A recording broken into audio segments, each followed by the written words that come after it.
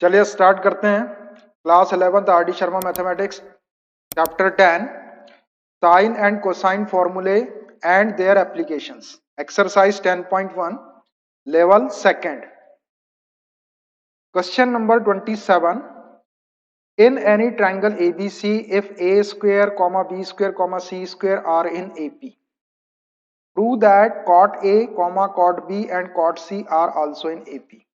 देखिए एक triangle ABC में ए square B square C square triangle की जो साइड्स है वो अरिथमेटिक प्रोग्रेशन में गिवन है, तो हमको ये प्रूव करना है कि कॉट ए कॉट बी और कॉट सी भी अरिथमेटिक प्रोग्रेशन में होते हैं। तो इसके लिए हम क्या करते हैं कि ये जो कंडीशन दी हुई है इसी को सॉल्व करेंगे एपी की हेल्प से। तो कॉट ए कॉट बी और कॉट सी आपका एपी में आ जाएगा। तो A square comma B square comma C square are in arithmetic progression, AP को अरिथमेटिक प्रोग्रेशन बोलते हैं। ठीक है, ऐसा है। अब अरिथमेटिक प्रोग्रेशन की डेफिनेशन ये है कि सेकंड टर्म में से फर्स्ट टर्म को माइनस किया जाए और थर्ड टर्म में से सेकंड टर्म को माइनस किया जाए तो कॉमन डिफरेंस सेम आता है, और ये एपी में है तो that is second term B square minus first term A square is equal to third term C square minus second term B square. ये कॉमन डिफरेंस इक्वल हो गया second term minus first term is equal to third term minus second term. अब A square B square C square में sine फॉर्मूले से हम value रख देते हैं और स्क्वायर है तो स्क्वायर कर देंगे। तो बी स्क्वायर को k square sine square B लिखते हैं, ए स्क्वायर को के स्क्वायर साइन स्क्वायर ए, सी स्क्वायर को के स्क्वायर साइन स्क्वायर सी और बी स्क्वायर को k square sine square B by sine formula या साइन रूल। तो विच एम्प्लाइज के square sine square B minus k square sine square A is equal to C square को लिख दो k square sine square C minus B square को k square sine square B by sine rule. Sine rule से हमने लिख दिया। अब यहां से के स्क्वायर और यहां से के स्क्वायर कॉमन निकाल देते हैं तो वो कैंसिल हो जाएगा, विच एम्प्लाइज के स्क्वायर ये कॉमन निकाले तो sine square B minus sine square A is equal to यहां से के स्क्वायर कॉमन निकाले तो sine square C minus sine square B. ये के स्क्वायर से के स्क्वायर कैंसिल कर लो, मल्टीप्लाई में है। अब ये sine square B minus sine square A में आइडेंटिटी अपने पास में sine A plus B into sine A minus B equal to sine square A minus sine square B, वो वाली आइडेंटिटी का यूज कर लेते हैं दोनों साइड। तो which implies sine square B minus sine square A को हम sine B plus A into sine B minus A लिख सकते हैं is equal to sine square C minus sine square B को वही यही वाली आइडेंटिटी से sine C plus B into sine C minus B ऐसा लिख सकते हैं। अब ये b प्लस ए को पाई माइनस सी लिख लेते हैं, ये c प्लस बी को पाई माइनस ए लिख लेते हैं, which implies sine pi minus C A plus B plus C equal to pi होता है तो b प्लस ए को pi minus C into sine B minus A में sine A minus B का formula लगा दो। साइन ए माइनस बी का formula sine A cos B minus cos A sine B, sine B cos A minus cos B sine A ऐसा हो जाएगा, विच is equal to sign ये सी plus B को pi minus A लिख लेते हैं और ये वाला साइन सी माइनस बी में साइन ए माइनस बी का एक बार और फॉर्मूला लगा लेते हैं। तो साइन ए के प्लेस पे है सी इंटू कॉस बी के प्लेस पे है बी माइनस कॉस ए के प्लेस पे है सी और साइन बी के प्लेस पे है बी। ये फॉर्मूले में वैल्यू रख दी है हमने साइन ए माइनस बी वाले। इसको थोड़ा सॉल्व करते हैं, विच एम्प्लाइज ये क्वाड्रेंट में चला गया आपका 180 माइनस थीटा और ये भी 180 minus theta. 180 minus theta lies in second quadrant. What happens in second quadrant? In second quadrant sin is positive there, और ये sin है तो प्लस हो जाएगा और 180 में नो चेंज, ये हो जाएगा sin c into sin b cos a, तो ऐसे ही रहने दो ब्रैकेट को अभी, minus cos b sin a is equal to ये sin pi minus a sine A हो जाएगा, और ब्रैकेट को वैसे ही रहने दो, sine C cos B minus cos C sine B. अब क्या करते हैं हम दोनों साइड में sine A sine B sine C से डिवाइड कर देते हैं, तो ये एक एक कैंसिल हो जाएगा, दो दो टर्म बचेगी यहाँ पर, उससे फिर इसको डिवाइड कर लेंगे तो अपना cot A cot B cot C आ जाएगा। तो which implies sine C sine B cos A minus cos B sine A upon sine A sine B into sine C, which is equal to, इधर भी sine A sine B sine C से divide कर लेते हैं, तो ये sine A sine C cos B minus cos C sine B upon sine A sine B into sine सी। ऐसा हो गया, ये साइन सी से साइन सी कैंसल्ड, ये साइन ए से साइन ए कैंसल्ड। अब नीचे दो दो बचे साइन ए साइन बी इनसे, और इधर साइन बी साइन सी, इनसे डिवाइड कर लेते हैं न्यूमरेटर को। तो विच एम्प्लाइज, अब यहां देखना साइन बी कॉस ए को डिवाइड करेंगे तो साइन बी कैंसिल हो जाएगा, कॉस ए अपॉन साइन ए बचेगा, कॉस ए अपॉन साइन ए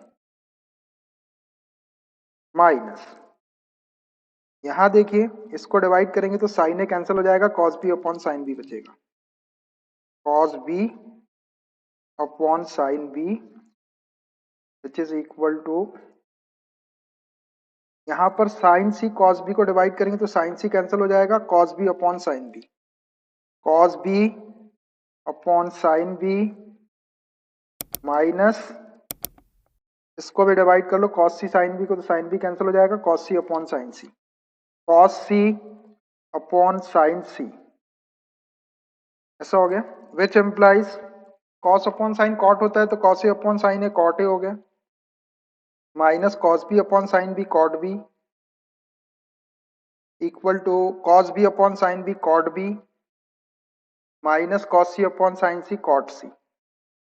इसमें -1 से इंटू कर दो दोनों साइड तो cot B minus cot A आ जाएगा, अपने को second term minus first term चाहिए, तो -1 से मल्टीप्लाई करें तो कॉट बी प्लस का हो जाएगा और कॉट ए माइनस का हो जाएगा, इधर भी -1 से मल्टीप्लाई करेंगे तो कॉट सी प्लस का हो जाएगा और कॉट बी माइनस का हो जाएगा।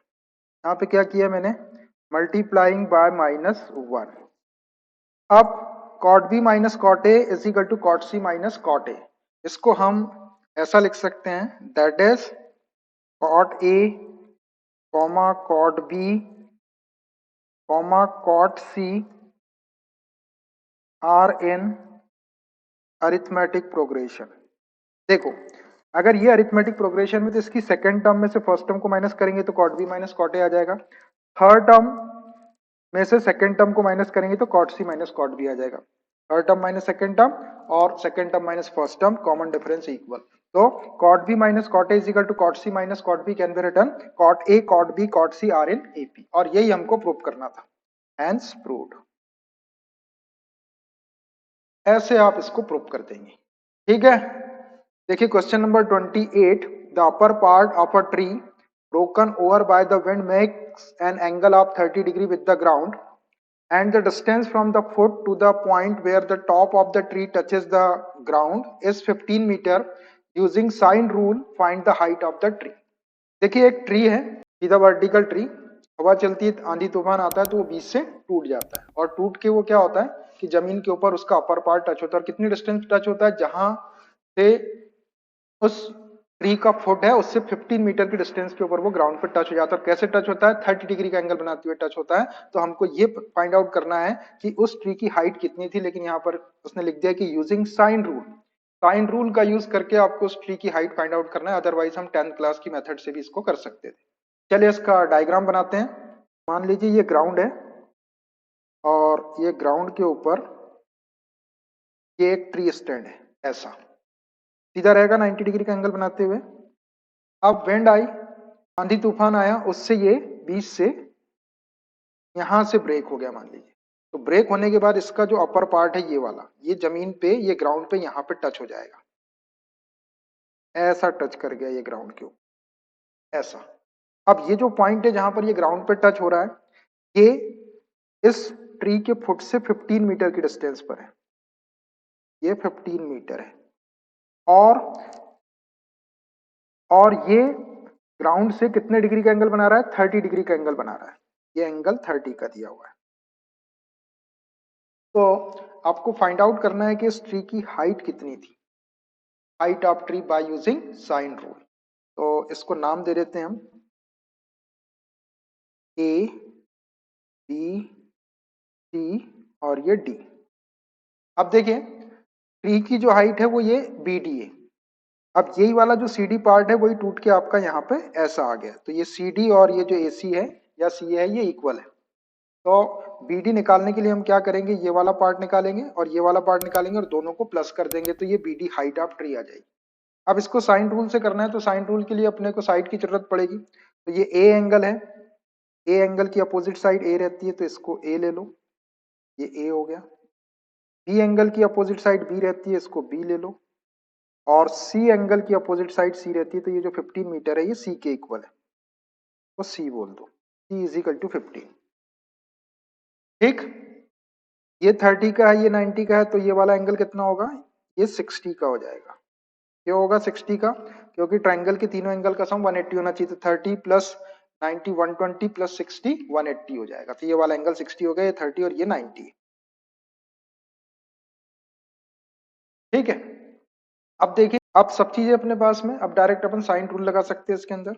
Late the height of tree, height of tree B D is equal to, अब देखो इस बी डी को हम क्या लिख सकते हैं, इतना पार्ट ये ए हो गया और ये सी डी, तो सी डी को ही हम सी ए बोल सकते हैं। तो B D is equal to हम क्या लिख सकते हैं, A plus B is equal to A plus B. अब आपको ए की वैल्यू और बी की वैल्यू निकाल के यहाँ पर ऐड कर देना है, तो हाइट ऑफ ट्री आ जाएगी। ठीक है, अब यहाँ साइन रूल का यूज करते हैं, by sine rule, sine rule से ये हो जाएगा A upon sine A is equal to B upon sine B is equal to C upon sine C. अब वैल्यू रखते हैं इसके अंदर, विच एम्प्लाइज, ए तो अपने को कैलकुलेट करना है, साइन ए, एंगल ए कितना है देख लो, एंगल ए है 30 degree, 30 degree is equal to B भी अपने को कैलकुलेट करना है, side B, sine B angle कितना है देखो, बी एंगल है 90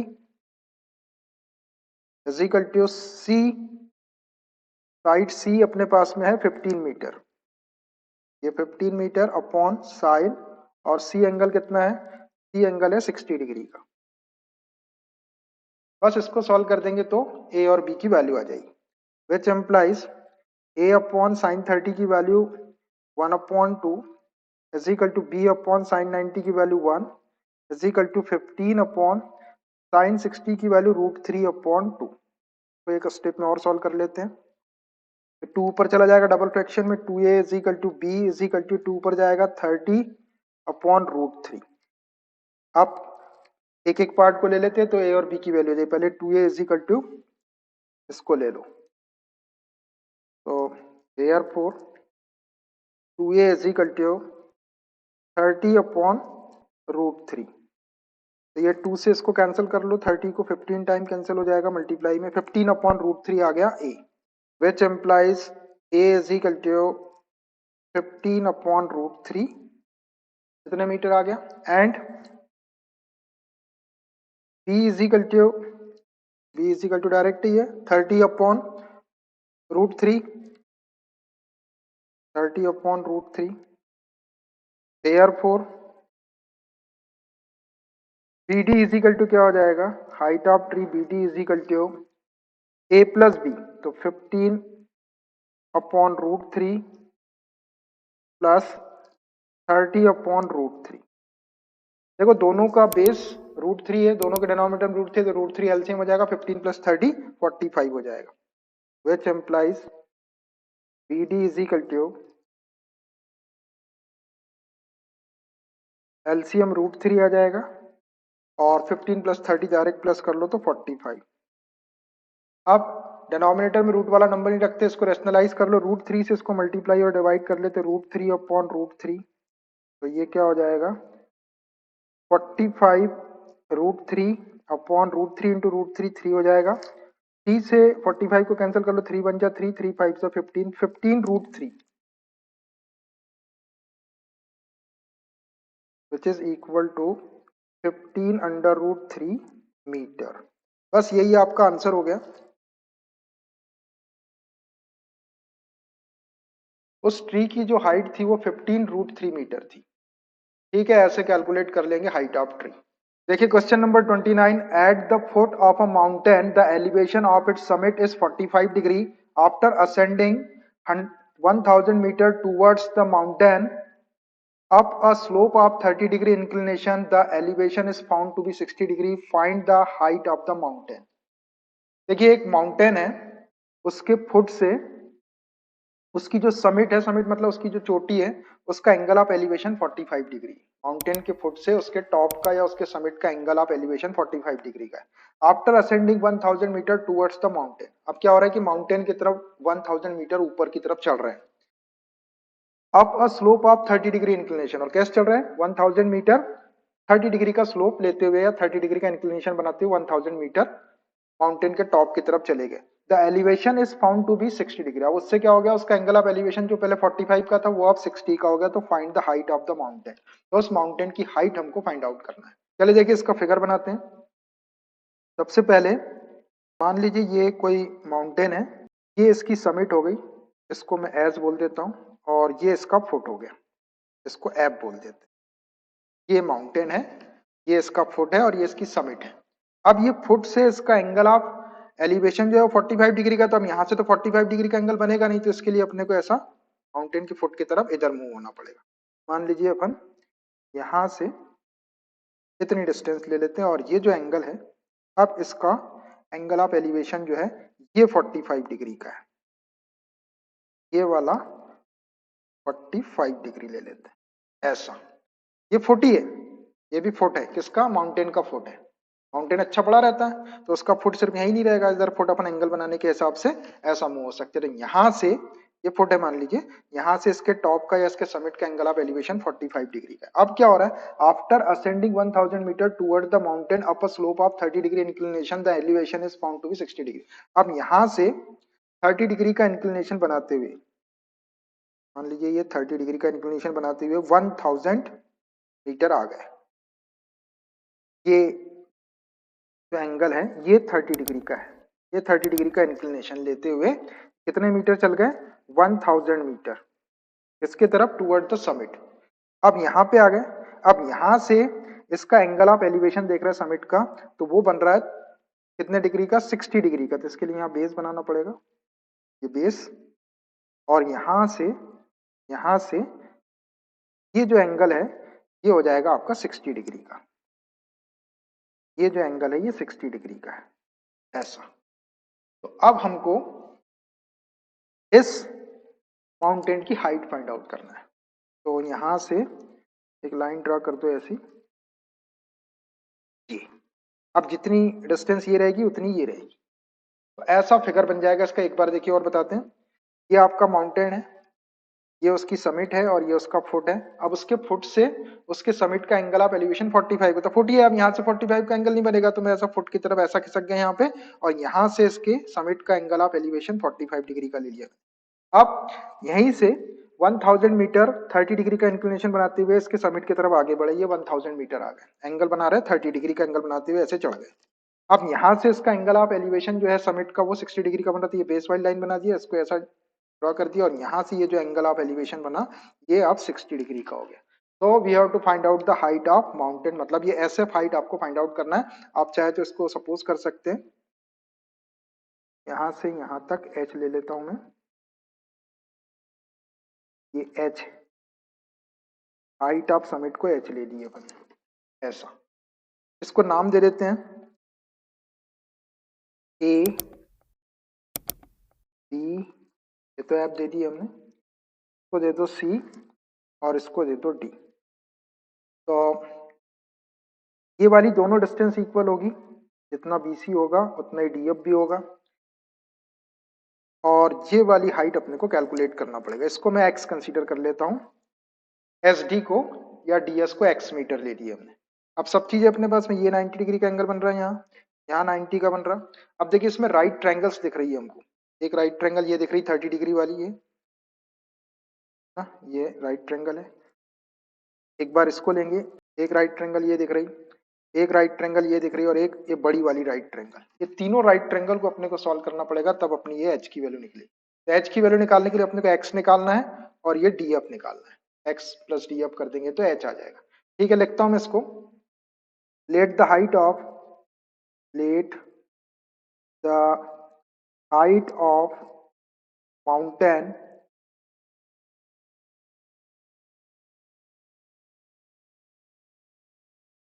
SF is equal to h metre. ये SF को हमने h मीटर कंसीडर कर लिया। अब पहले ये वाली ट्रायंगल ले लेते हैं 30 डिग्री वाली। इन ट्रायंगल CAB बोल दो इसको, CAB। अब देखो इसमें ये हाइपो वाली साइड है, अपने को ये बेस चाहिए और ये वाला परपेंडिकुलर चाहिए। तो ये हाइपो और बेस किस में आता है, कॉस में आता है, तो पहले कॉस ले लो। कॉस 30 डिग्री, थीटा की प्लेस पे 30 is equal to base, base क्या हो जाएगा, बेस हो जाएगा AB अपॉन हाइपो, हाइपो क्या हो जाएगा AC। वैल्यू रख देते हैं इनकी। कॉस 30 डिग्री की वैल्यू होती है √3/2 is equal to AB, AB अपने को कैलकुलेट करना है यहाँ से AB, और AC है 1000 मीटर। इसको सॉल्व कर देते हैं। ये 2 से इसको 500 टाइम कैंसिल कर लो 1000 को, और ये 500 का क्रॉस मल्टीप्लाई कर दो √3 में, तो AB की वैल्यू आ जाएगी, which implies AB is equal to 500 √3 metre. ये अपना AB आ गया, ये वाला। अब अपने को ऐसे ये BF की भी जरूरत पड़ेगी। अब इसी ट्रायंगल में हमने कॉस लिए थे, अब इसी में हम साइन ले लेते हैं। तो साइन क्या होता है, परपेंडिकुलर अपॉन हाइपो। तो ये परपेंडिकुलर और ये हाइपो, तो ये BC आ जाएगा, BC से अपना DF आ जाएगा। साइन ले लो इसमें, and sine 30 degree is equal to perpendicular, perpendicular हो गया BC और हाइपो हो गया AC। वैल्यू रख दो इसमें। साइन 30 डिग्री की value 1/2 is equal to BC, BC अपने को कैलकुलेट करना है यहाँ से, BC अपॉन AC की वैल्यू 1000। ये 2 से कैंसिल कर लो 1000 को 500 टाइम, ये 500 का क्रॉस मल्टीप्लाई कर दो 1 में, तो BC is equal to 500 metre. ये आपका BC आ गया 500। तो जितना ये BC है उतना ही आपका DF हो जाएगा, इज इक्वल टू DF लिख देता हूँ, इज इक्वल टू DF। इसकी जरूरत पड़ेगी अपने को, जब अपन SF निकालेंगे तो DF। अब अपने को केवल ये X चाहिए। ठीक है, तो अब इस X को निकालने के लिए क्या करते हैं कि अब ये वाली ट्रायंगल ले लेते हैं ये। अब अपने को ये SD की वैल्यू चाहिए, मतलब X की वैल्यू चाहिए। तो X की वैल्यू निकालने के लिए अब ये 60 डिग्री वाली राइट ट्रायंगल ले लेते हैं। इन ट्रायंगल SCD,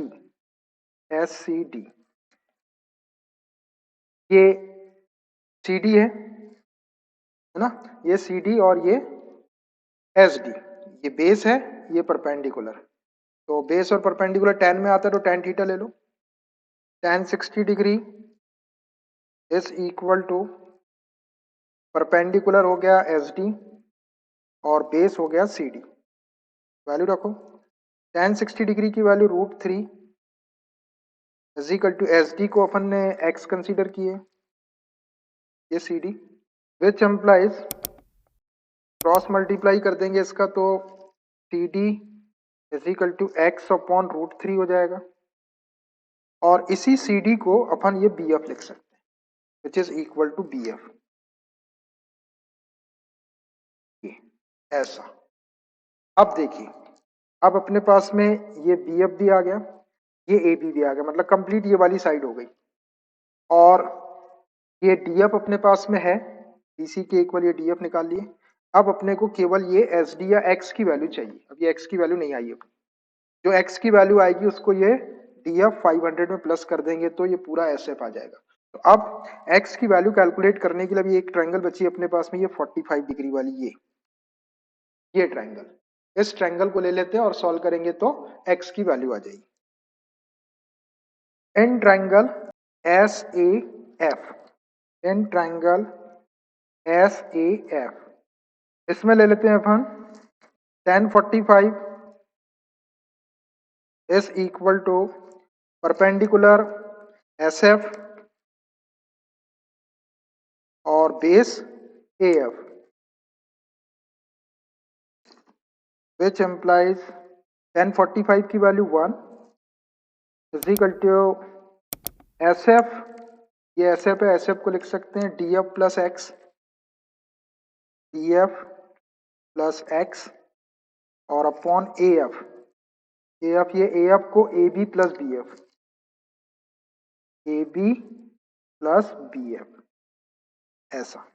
इसको सॉल्व करते हैं, क्रॉस मल्टीप्लाई कर दो तो AB plus BF is equal to DF plus X, value रख दो इसमें। AB की वैल्यू है अपने पास 500√3, 500√3 प्लस BF की वैल्यू अपने पास में है, BF की वैल्यू ये रही, BF is equal to X upon √3, X upon √3 is equal to DF, DF की वैल्यू ये है BC 500 मीटर, ये 500 और प्लस एक्स को एक्स रहना। यहां से अपने को एक्स की वैल्यू चाहिए, तो एक्स वाली टर्म को एक्साइड कर लेते हैं और इनको एक्साइड कर लो। ये 500√3 minus 500 is equal to X minus X upon √3। यहां से 500 कॉमन निकाल लेते हैं, तो ये √3 माइनस 1 और यहां पर एलसीएम ले लेते हैं √3, ये √3x हो जाएगा माइनस एक्स, ऐसा हो गया।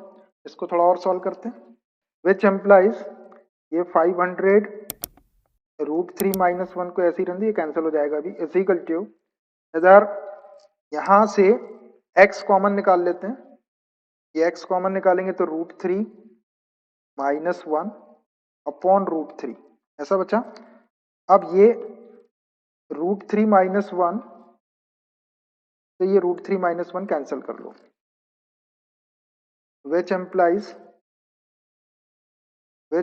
ये 500 में √3 का इंटू कर लो, क्रॉस मल्टीप्लाई करके 500√3 इज इक्वल टू एक्स, तो एक्स की वैल्यू आ गई 500√3 metre.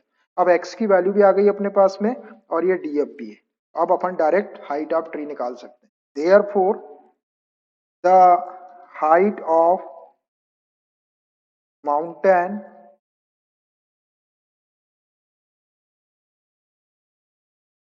h is equal to, h को क्या लिख सकते हैं हम, x plus DF, x plus DF, value रख दो। h is equal to x की वैल्यू हमने कैलकुलेट किए हैं 500√3 प्लस DF की वैल्यू है, ये रहा DF 500, यहां से 500 कॉमन निकाल देते हैं, तो h इज इक्वल टू ये 500 कॉमन निकालें, यहाँ बच जाएगा √3 और ये प्लस 1 मीटर। इतनी हाइट होगी उस माउंटेन की, h is equal to 500 into √3 plus 1 metre, this is the answer. ऐसे आप माउंटेन की हाइट कैलकुलेट कर लेंगे।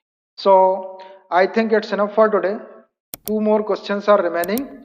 We will solve these 2 questions, question number 30 and 31 in next class. Okay, bye.